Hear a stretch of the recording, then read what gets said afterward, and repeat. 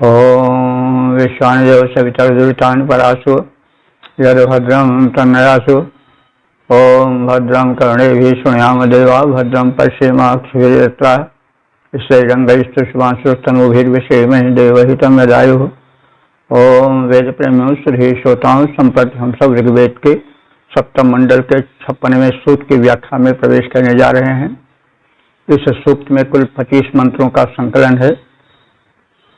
इस सूक्त में 2 प्रकार के छंद हैं, द्विपदा विराट और त्रिष्टुप। देवता मरुद्गण हैं और मंत्र 27 श्वेतावरुण है। प्रथम मंत्र का शीर्षक है मरुद्गण विषय की जिज्ञासा। अब संबंधित मंत्र का सर्वप्रथम सस्वर पाठ हो जाए।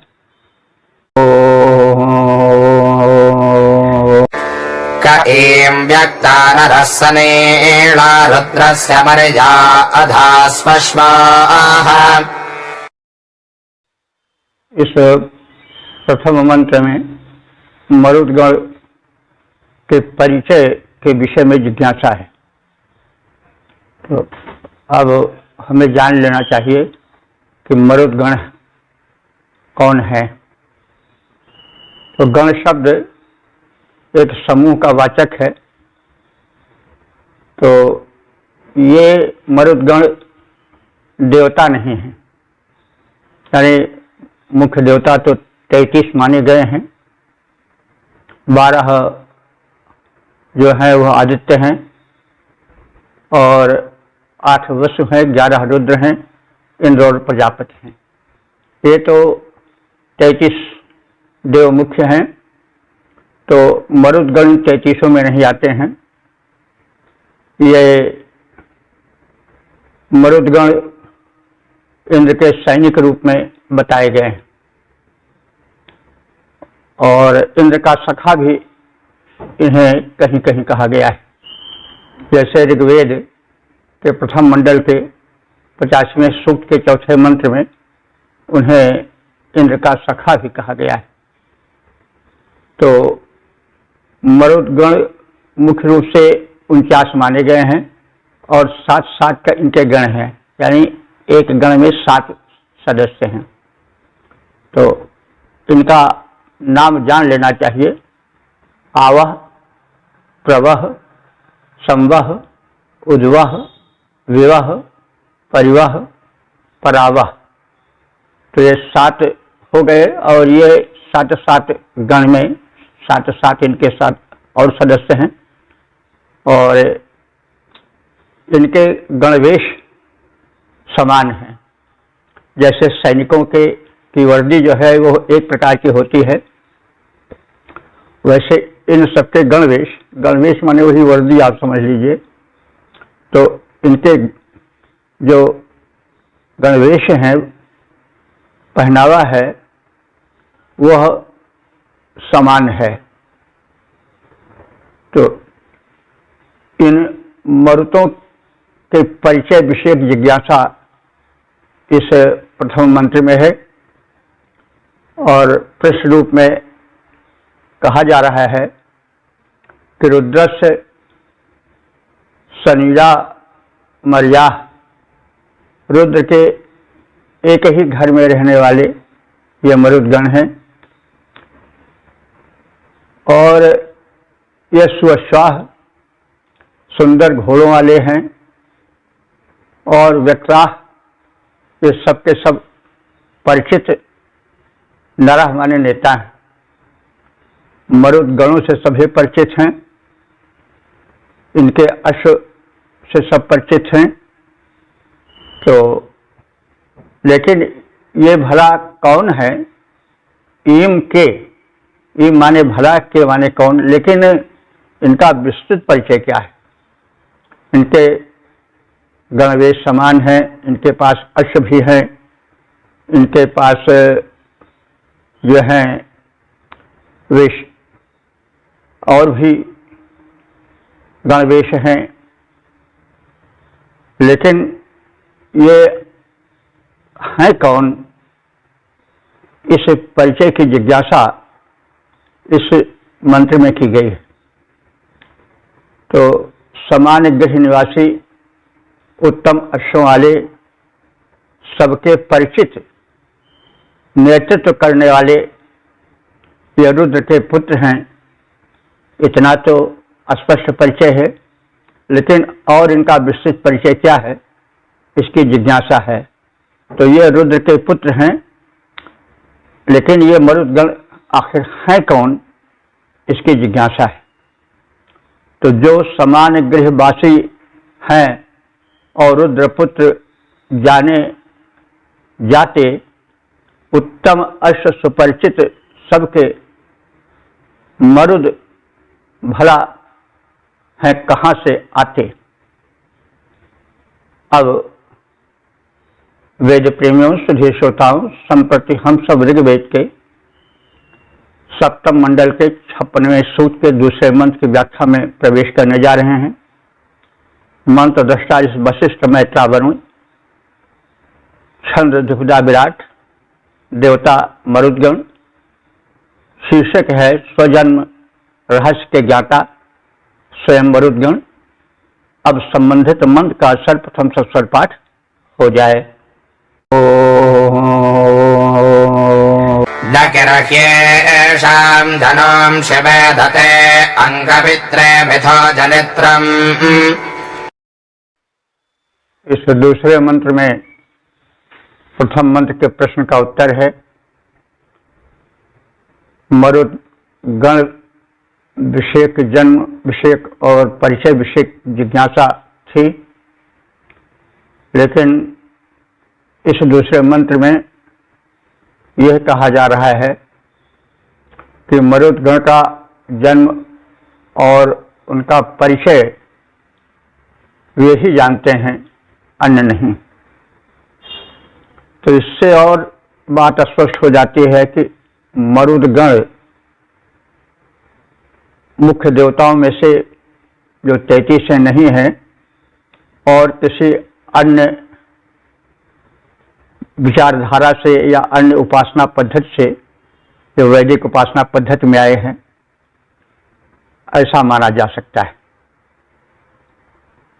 तो ऐशाम जनून न कि वेद, इन मरुतों के जनून सी माने जन्म वृत्तांत को, न कि वेद कोई दूसरा नहीं जानता है। ते मिथा जनित्रम अंग विद्रे, ते माने वे मरुदगण, मिथा माने परस्पर, जनित्रम माने जन्म वृत्तांत को, विद्रे माने जानते हैं। यानी अपने जन्म वृत्तांत को वे ही बता सकते हैं, अन्यों को उससे परिचय नहीं है। अपने जन्म विषयक वृत्तांत को स्वयं मरुदगण ही जानते हैं, वही बता सकते हैं, अन्य कोई इससे परिचित नहीं है। जाने अपना जन्म ये स्वयं मरुत बलवान, अन्यों को इसका नहीं है किंचित भी ज्ञान। वेद प्रेमियों, सुधी श्रोताओं, संप्रति हम सब ऋग्वेद के सप्तम मंडल के 56वें सूक्त के तीसरे मंत्र की व्याख्या में प्रवेश करने जा रहे हैं। मंत्र दृष्टा वशिष्ठ मैत्रा वरुण छंद द्विपदा विराट देवता मरुदगण। शीर्षक है वेगशाली मरुदगण। अब संबंधित मंत्र का सर्वप्रथम सस्वर पाठ हो जाए। अभिस्वपोभर्मृथो वपन्तपादस्वनसश्येन अस्प्रध्रन्। इस तीसरे मंत्र में मरुदगणों के बल वेग का कथन है। वास्तव में मरुदगण जो हैं वे आंधी, तूफान, चक्रवात आदि से संबंधित देव हैं। वे नियंत्रित करते हैं चक्रवात को और उत्पन्न भी करते हैं। अंधड़ तूफान भी इन्हीं के कारण आता है। तो इस रूप में इनका परिचय दिया गया है कि स्वपूभि मिथ अभिवपंत। जब ये मरुद्गण अपने पवित्र साधनों के साथ परस्पर मिलते हैं तो वातः स्वनसः सेना अस्पृधन। तो वातः स्वनसः माने पवन के तुल्य बड़ा शब्द निकलता है, यानी जब मरुद्गण जागृत होकर के अपने बल विक्रम का परिचय देते हैं तो भयंकर शब्द होने लगता है, जैसे अंधड़ तूफान में होता है।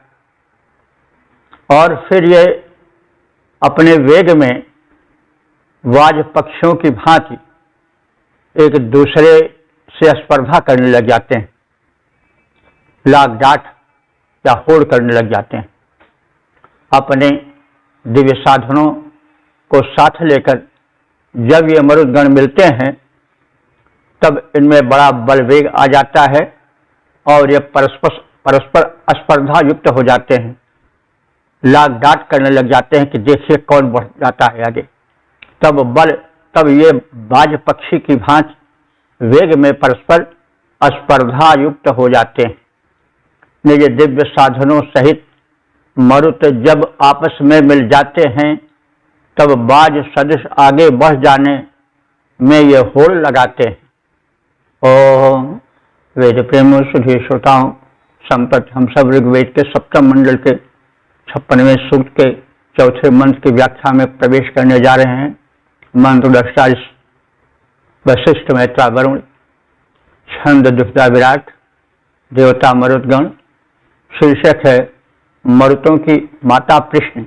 अब संबंधित मंत्र का सस्वर पाठ हो जाए। एतानि धीरो निन्याजगेदपृष्टरयदोधो महेधभारा। मरुतों के रहस्य पर प्रकाश डाला गया है। ये मरुदगण जो है वो वीर हैं और अंतरिक्ष में इनका मुख्य निवास है। तो धीरा माने बुद्धिमान। वैसे लौकिक संस्कृत में धीर का मतलब होता है कि धैर्य धारण करने वाला, लेकिन धी शब्द है, धी माने बुद्धि होता है। और जिसके बुद्धि है वही धैर्य धारण कर पाता है, नहीं तो आदमी निराश हो जाता है, अधीर हो जाता है, क्योंकि मनुष्य की पहुंच जहां तक है वो बहुत अल्प है। तो अल्प धी यानी अल्प बुद्धि होने के कारण वह संसार के रहस्य नहीं जान पाता है और विचलित हो जाता है। तो बुद्धिमान वही है जो कि संसार की गति को पहचाने, इसके रहस्य को जाने। तो जो रहस्य जान लेता है वही बुद्धिमान है। और फिर बुद्धिमान को सुख और दुख का थपेड़ा नहीं सता पाता है, क्योंकि वह जानता है कि एक निश्चित गति से ब्रह्मांड चल रहा है। तो जो हो रहा है दिन के बाद रात की तरह, तो रात आ जाने पर कोई व्यक्ति अधीर तो नहीं होता है। वो यह समझता है कि भाई दिन के बाद रात आएगी, तो रात का आनंद लेता है अपने ढंग से। तो ऐसे सुख दुख को एक समझ करके जो चलता है वही धीर है। धीर का मतलब धीर और बुद्धिमान को धीर कहते हैं, लेकिन बुद्धिमान वही है कि जो संसार के रहस्य को जानता है और विचलित नहीं होता है। दुख बिलखहि जल सुख हर्षाहि और धीर धरहि सुख दुख सम मन माहि। तो तुलसीदास जी ने भी कहा है ऐसा कि हानि लाभ दुख सुख सब भोगा और जन्म मरण प्रिय मिलन विजोगा, काल कर्म बस होहि गोसाई बरबस रात दिवस की नाई।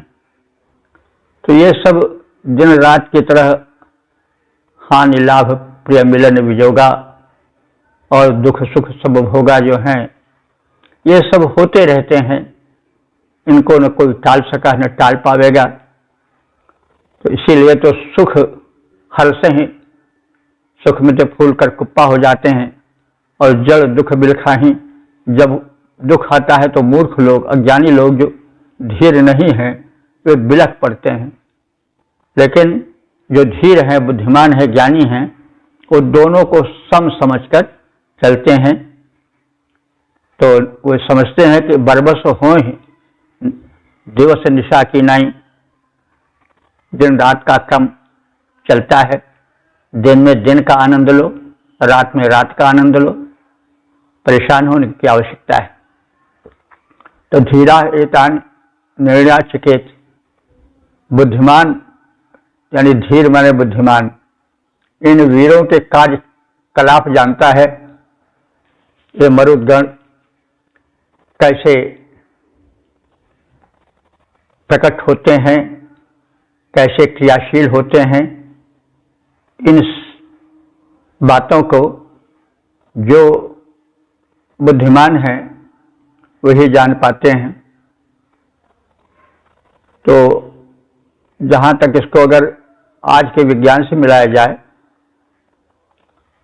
तो बुद्धिमान लोग जो हैं शोध किए हैं, और भाई आंधी तूफान क्यों उत्पन्न होता है इसके विषय में बताए हैं कि जब तापमान अधिक हो जाता है तो उस स्थान की हवा जो है हल्की हो जाती है और ऊपर उठती है। तो जो गैप हो जाता है उसको भरने के लिए अगल बगल वाली हवा दौड़ पड़ती है, तो वही आंधी तूफान बन जाता है, चक्रवात बन जाता है। कोई चीज जब खाली हो जाती है तो उसको भरने के लिए वेग तो होगा ही। ये तो इसका वैज्ञानिक चिंतन है, वही बात वेद भी कह रहा है, लेकिन एक अलंकारिक भाषा में। तो जो धीर है, बुद्धिमान है, वे इन मरुद वीरों के कार्यकलाप के रहस्य को जानते हैं। यत वीरो मही प्रश्नि ऊधा जभार, इनकी महती जो जननी है वो प्रश्न है। तो प्रश्न तो एक गाय को भी कहा जाता है, तो जहां तहां प्रश्न का अर्थ पृथ्वी भी आया है, क्योंकि पृथ्वी को भी गो कहा जाता है। तो पृथ्वी इनकी माता है, यानी पृथ्वी में है, लेकिन उस पृथ्वी रूपी गौ का जो ऊध है, ऊध माने स्तन, वो अंतरिक्ष में है। मतलब सामान्य गाय छोड़े है, इन मर्दों की माता है पृथ्वी ही, लेकिन वो जैसे विस्तृत वो है उसका स्तन भी वैसे विस्तृत है। तो ऊधा कहते हैं स्तन। तो उस जो गो की जो इन मर्दों की माता है उसका स्तन अंतरिक्ष में है, और उस अंतरिक्ष से वह दुग्ध देती है। अब इसके पीछे वैज्ञानिक रहस्य है कि शक्तियां सारी अंतरिक्ष में है, अंतरिक्ष से ही पृथ्वी पर शक्तियां आती, वृक्ष के माध्यम से, अन्य माध्यम से। यह तो हम यदा कदा बताते हैं कि धरती में जो कुछ है वो आसमान की देन है। विभिन्न ग्रह नक्षत्रों से शक्ति के कण क्षरित होते रहते हैं, तो वह अंतरिक्ष में फैल जाते हैं, फैले रहते हैं। वायु के साथ उनके सूक्ष्म कण मिले रहते हैं, और वे ही पृथ्वी पर आते हैं वृक्ष आदि के माध्यम से। तो वह अलंकारिक शैली में कहा गया है कि कृष्ण नाम की इनकी माता है, जिसका कि स्तन अंतरिक्ष है, और वहीं से उसी स्तन से पृथ्वी पर पौष्टिक दुग्ध की पौष्टिकता का क्षरण होता है। वो दुग्ध आता है धरती पर, वो पौष्टिकता आती है धरती पर। तो बुद्धिमान इन मरुत वीरों के कार्यकलाप को कौन जानता है? और जो कुछ लोग जान पाए हैं वे इस रूप में कहते हैं कि इनकी महती माता कृष्ण है और उसका दुग्धाशय अंतरिक्ष में है और अंतरिक्ष से सारी शक्तियां धरती पर क्षरित होती हैं।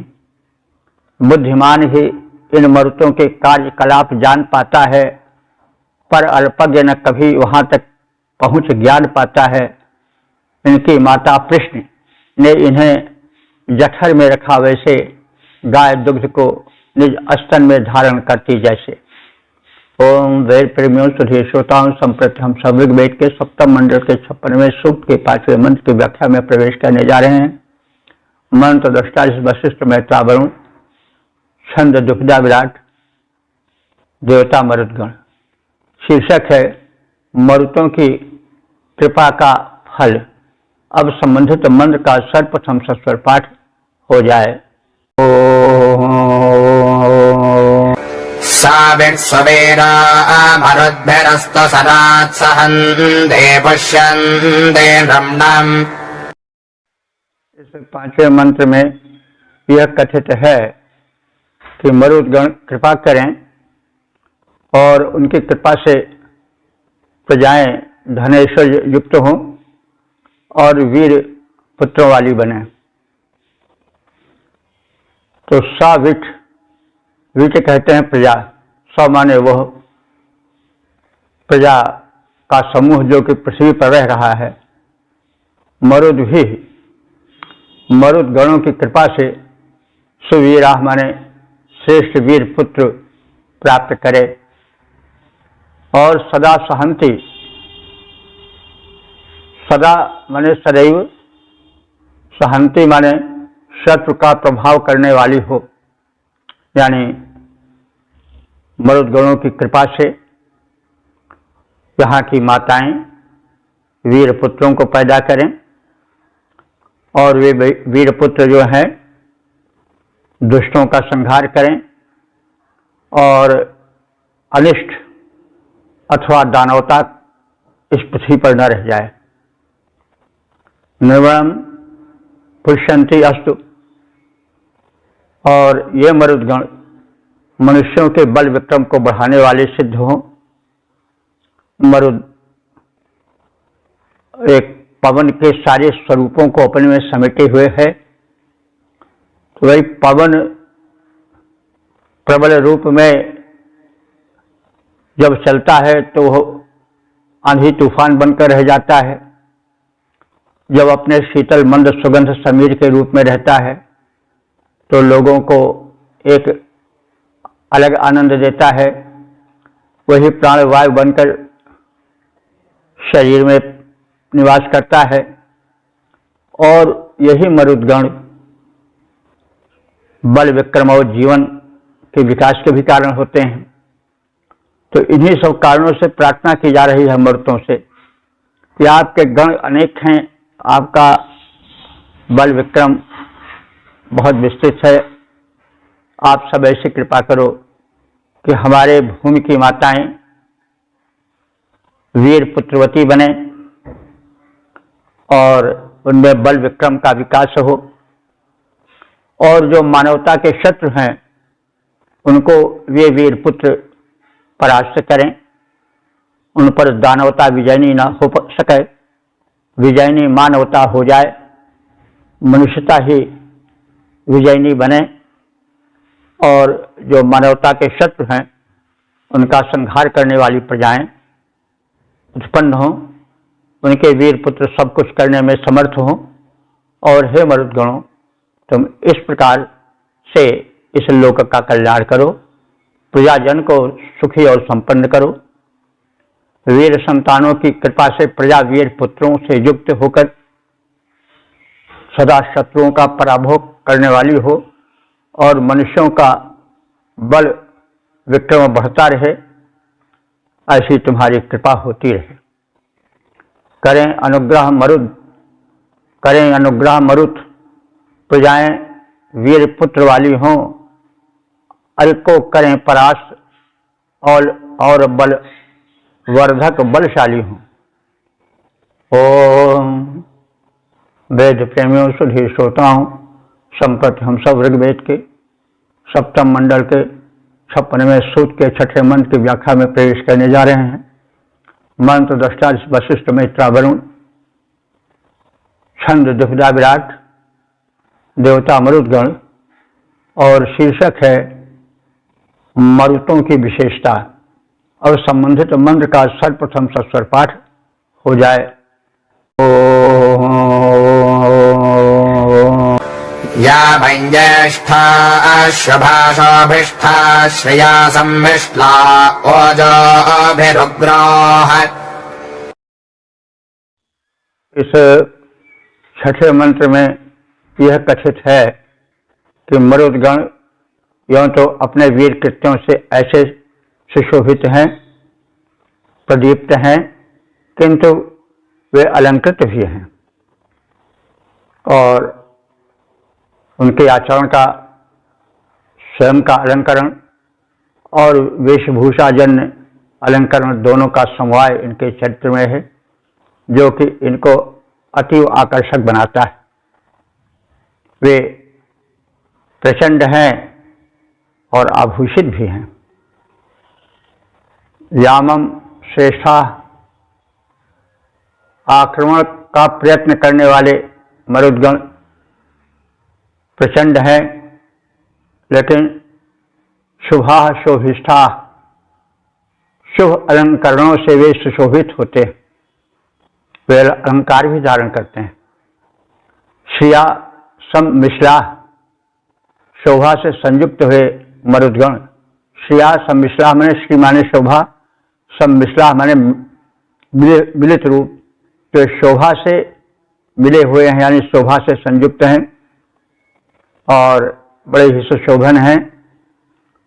इसके साथ साथ वे ओजे भी उग्रा, अपने सामर्थ्य से भी सुशोभित हो रहे हैं और उग्रता का भी समावेश इनमें है।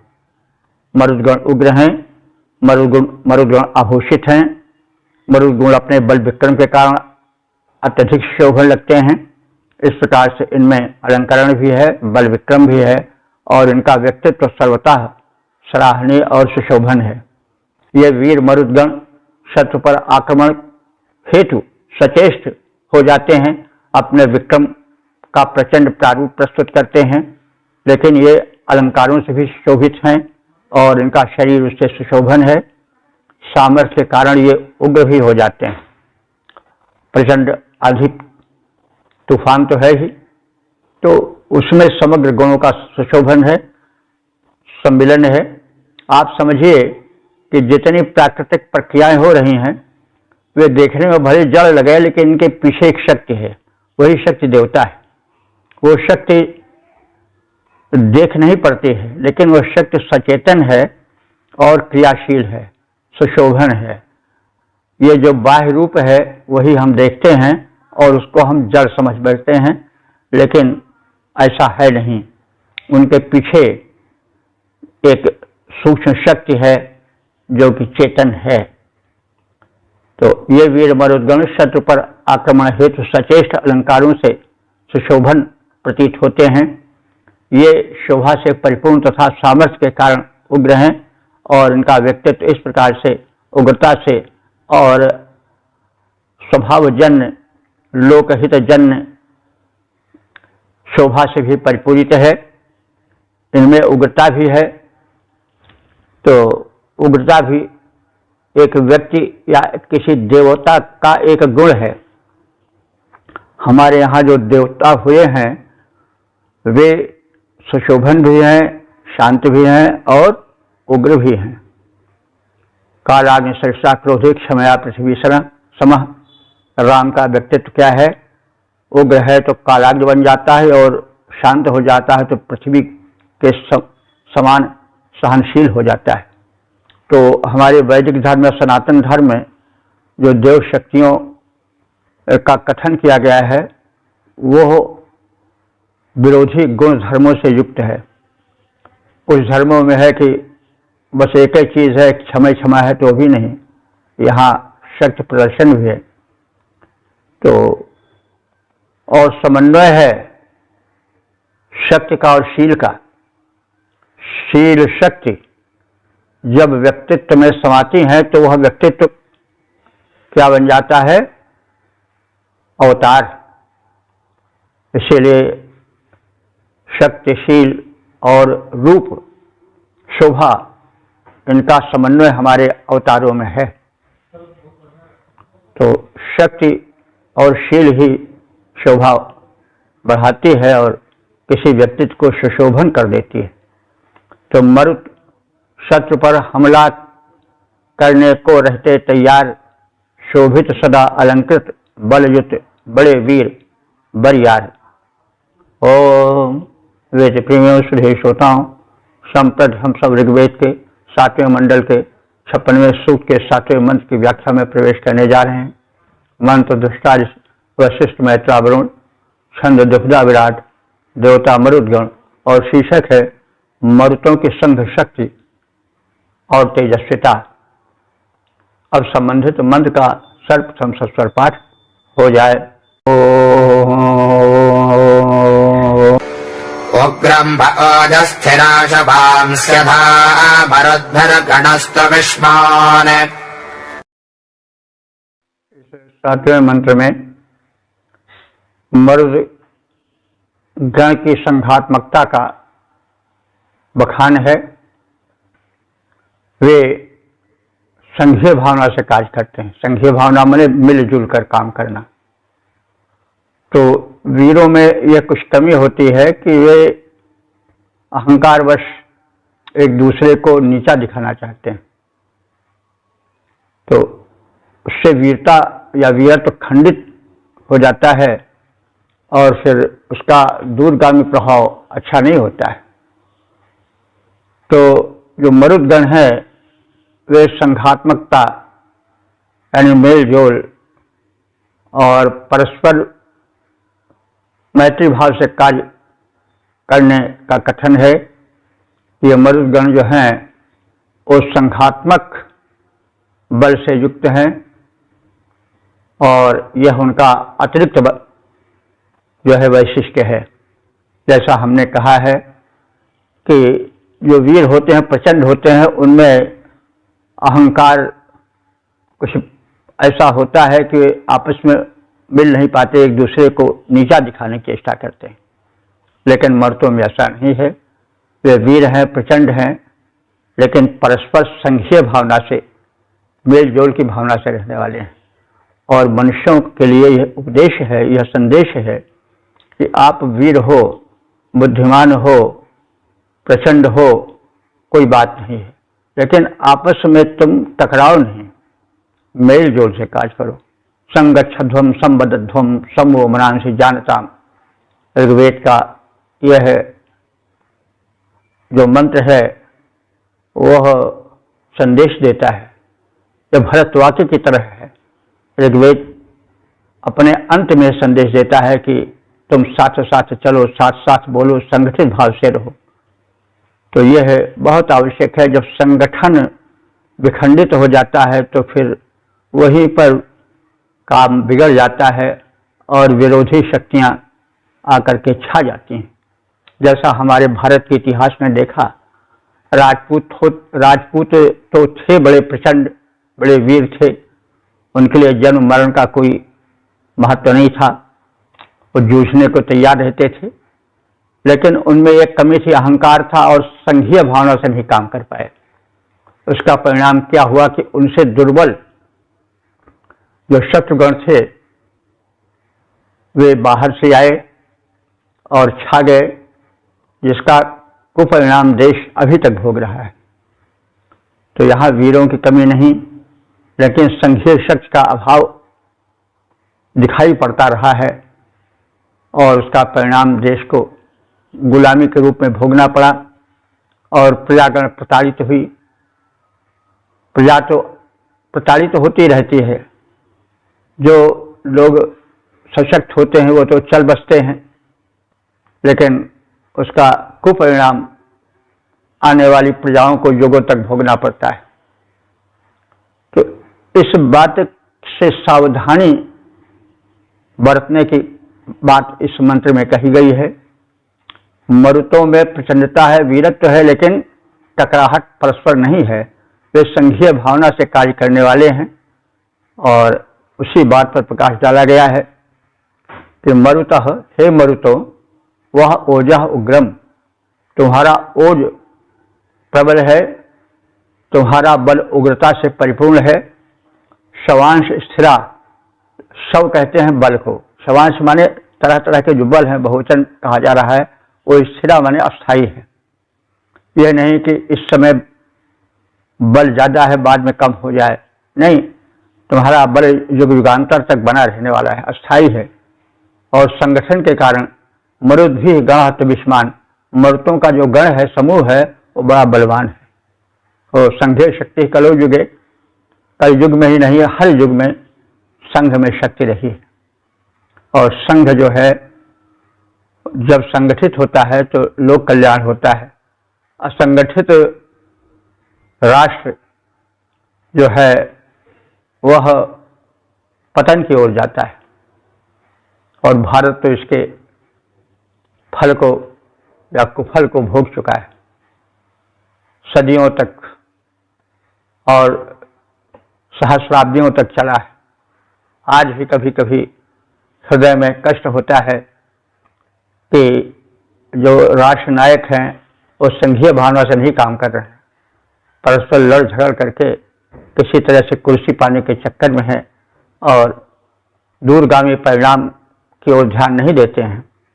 वेद इससे सावधान करता है और मरुतों के बहाने यह उपदेश देता है कि हे देश के प्रचंड वीरों, तुम मरुतों का आचरण अपनाओ, प्रचंड बनो, लेकिन संघीय भावना से दूर मत हो, मिलजुल कर काम करो। तो मरुतः वह ओजः उग्रम, हे मरुतो, तुम्हारा ओज तेज उग्र है। शवांश स्थिरा, तुम्हारा शव माने बल स्थिर है। संगठन के कारण मरुद भी गण विस्मान, संगठन के ही कारण जो मरुद गण हैं वे परम बलवान बने हैं। हे मरुतों, तुम्हारा ओज उग्र है, बल अस्थाई है। तुम्हारे संगठन के कारण तुम्हारी संघीय शक्ति प्रबल है और तुम्हारा सामना कोई कर नहीं पाता है। हे मरुतों, बल उग्र तुम्हारा, अस्थाई बल भारी, प्रबल संगठन सुदृढ़, संघ की भारी शक्ति तुम्हारी। ओम वेद प्रेमियों, सुधी श्रोताओं, संप्रति हम सब ऋग्वेद के सप्तम मंडल के 56वें सूक्त के 8वें मंत्र की व्याख्या में प्रवेश करने जा रहे हैं। मंत्र दृष्टा वशिष्ठ मेहता वरुण, छंद ध्रुवता विराट, देवता मरुदगण। शीर्षक है प्रचंड वीर मरुदगण। अब संबंधित मंत्र का सर्वप्रथम सस्वर पाठ हो जाए।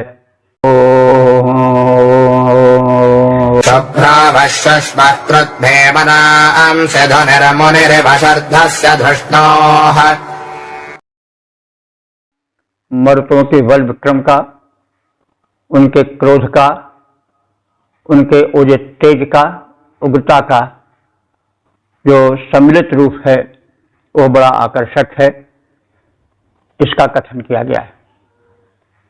वह हे मरुतों, तुम सबका सुषमा शुभ्र, सुषम माने होता है शक्ति, सामर्थ्य, शुभ्र है। शुभ्र का मतलब हुआ कि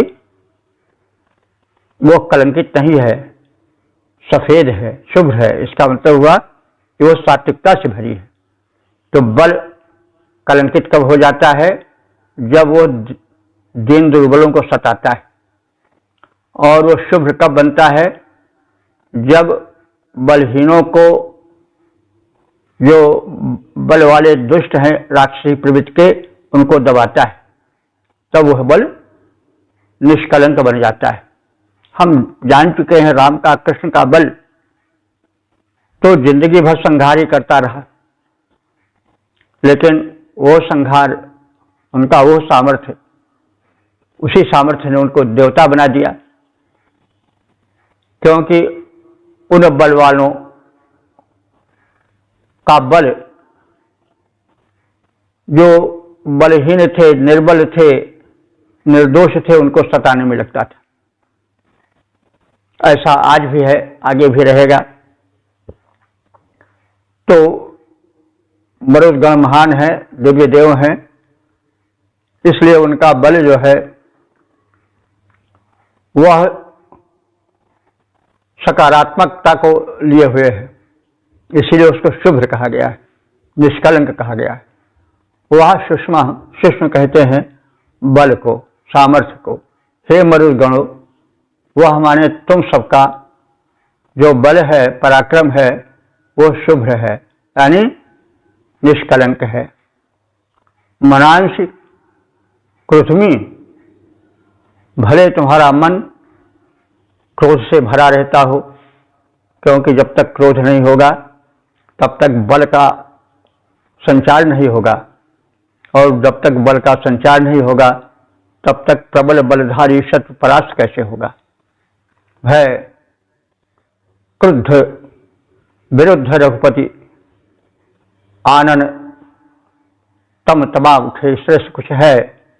भय युद्ध वृद्ध विरुद्ध रघुपति, राम युद्ध में क्रुद्ध हो गए और उनका आनंद तमतमाने लगा। तो रोष या क्रोध प्रशंसनीय हो जाता है जब वो दुष्टों को दबाने के लिए होता है। तो हे मरुदगणों, मनांश कृष्मी, तुम्हारा मन क्रोध से भरा है। धृष्णो शर्धस्य, तुम धृष्णो माने धर्षण करने वाले हो, रगड़ देने वाले हो। किनको? जो शर्धस्य माने बलवान हैं लेकिन दुष्ट हैं। धुनि वेग, तुम्हारे क्रोध का वेग वैसे है जैसे मुनि इव। मुनि माने स्तुति करता, यहाँ मुनि तो महात्मा के लिए आता है विशेष करके, लेकिन यहाँ स्तुतिकर्ता के लिए आया है। तो जैसे स्तुतिकर्ता जो होते हैं वो वेद मंत्र का उच्चारण करते हैं, जो बड़े तीव्र ध्वनि से वो निकलता है, चारों ओर फैल जाता है। समवेत जब पाठ होता है, मिला जुला पाठ होता है, तो वैसे इन मरुदगणों का क्रोध और उसका वेग उसी प्रकार से तीव्र ध्वनि धारण करता है जैसे मुनियों के स्तोत्र उच्चारण, स्तुतिकर्ताओं के स्तोत्र उच्चारण वे तीव्र स्वर से होते हैं और चारों ओर फैल जाते हैं, वातावरण उनसे गुंजित हो जाता है। वैसे जब तुम्हारा दुष्टों का संहारक बल जगता है, तुम क्रोध से भर जाते हो, तो वो क्रोध उसी प्रकार से अच्छा लगता है जैसे स्तुतिकर्ताओं के मंत्रोच्चारण की उच्च ध्वनियां। हे मरुदगणों, तुम सुशोभन बल वाले हो, शत्रु संहार करने में तुम्हारा मन क्रोध से भर उठता है। शत्रु धर्षक तुम्हारी सांघिक शक्ति का उग्र वेग स्तुतिकारी स्तोताओं की भांति बहुविध युक्त उच्च ध्वनिधारी है। यानी जैसे स्तुतिकर्ताओं का स्तोत्र उच्च स्वर में उठकर वातावरण को गुंजित कर देता है, वैसे तुम्हारा क्रोध चारों ओर छिटक जाता है और सब लोग जान जाते हैं कि मरुदगण क्रुद्ध हो गए हैं। मरुदगणों शोभन, तुम सबका बल वैभव भारी है। अरिसंहारक बल से युक्त मन तीव्र क्रोधधारी है। अरिधर्षक बल भारी, सांघिक शक्ति युक्त बल धारी, उग्र सवेग से जन्य शब्द जो अस्तोता ध्वनिधारी। ओम वेद प्रेमियों सुधेशोताओं संप्रति हम सब ऋग्वेद के सप्तम मंडल के 56वें सूक्त के 9वें मंत्र की व्याख्या में प्रवेश करने जा रहे हैं। मंत्र दृष्टा वशिष्ठ मेहता वरुण, छंद द्विपदा विराट, देवता मरुदगण। शीर्षक है मरुदगण अनुकूल बने रहें, अब संबंधित मंत्र का सर्वप्रथम सस्वर पाठ हो जाए। ओम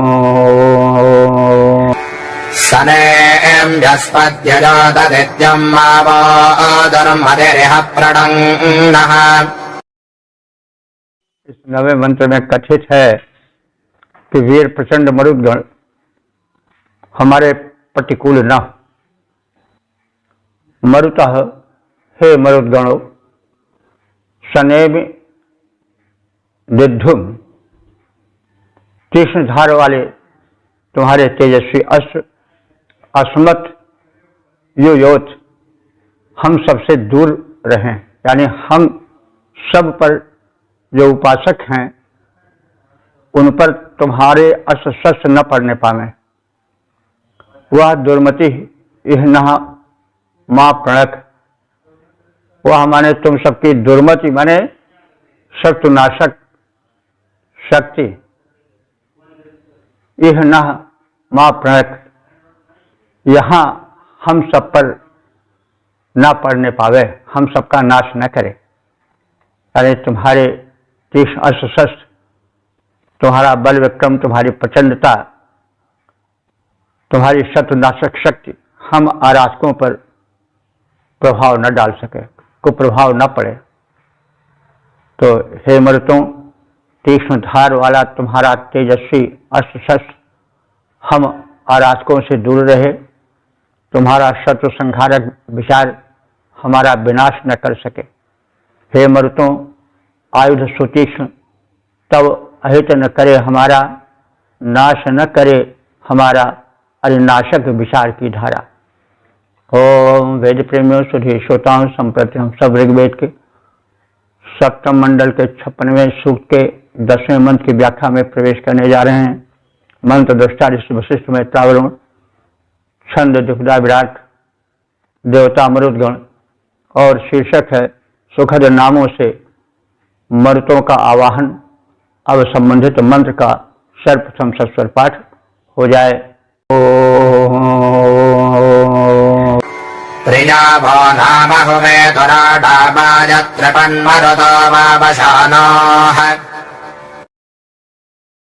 10वें मंत्र में मरुतों के प्रिय नामों से उन्हें संबोधित करके सप्रेम बुलाया जाए, इसका कथन है। प्रारंभ में बताया गया कि मरुदगणों के नाम है भिन्न भिन्न, तो उनके नामों से उनको संबोधित करके प्रेम पूर्वक बुलाया जाए, इसका कथन है। मरुतः हे मरुदगणों, त्वराणाम वह, तुम सब त्वरा से माने शीघ्रता से काम निपटाने वाले हो। देखिए, काम में घुचर पुचर करना और जो काम 1 घंटे में हो सकता है उसको 12 घंटे में करना, ये दुर्गुण माना जाता है। काम को शीघ्र निपटाना एक सद्गुण है। तो तुराणाम वह, तुम लोग जो हो कार्य को शीघ्र निपटा देने वाले हो। प्रिया नाम आहुए, मैं तुम्हारा अनुयायी आराधक भक्त तुम्हारे प्रिय नामों से तुम्हारा आवाहन करता हूँ। यत वावशाना, जिस कार्य की इच्छा करने वाले तुम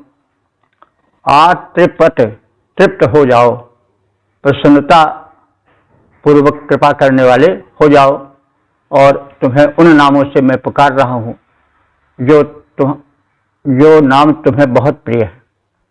हे वीर मरुतों, तुम त्वरा से कार्य करने वाले हो।